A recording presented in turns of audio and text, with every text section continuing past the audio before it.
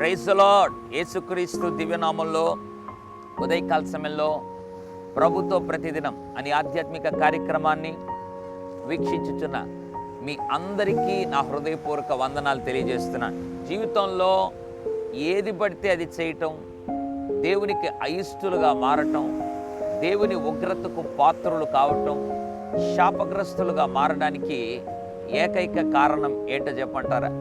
దేవుని భయం లేనటువంటి కారణాన్ని. దేవుని ప్రియబిడ్డలారా, ఉదయకాల సమయంలో దేవుని వాక్యంలో నుంచి 1 పేతురు పత్రిక 2:17 రాయబడింది, దేవునికి భయపడుడి, దేవునికి భయపడుడి.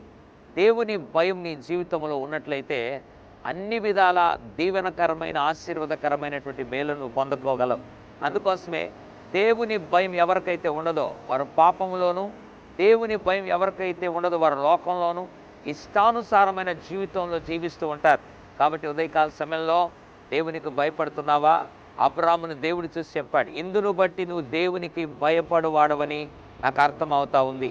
దేవుని ప్రియబిడ్డలారా, దేవుని భయము ఉంటే నువ్వు ఆశీర్వదించబడతావు, పరిశుద్ధునిగా జీవించగలవు, పాపము లేని జీవితాన్ని జీవించగలవు.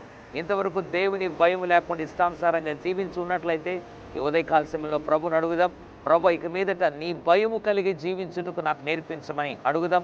తద్వారా దేవుని భయము కలిగి జీవించి లోకంలో దేవుని మహిమార్థమై అనేకుల రక్షణార్థమై జీవిద్దాం. పరిశుద్ధుడా, ప్రేమగల తండ్రి, నీకు వందనాలు.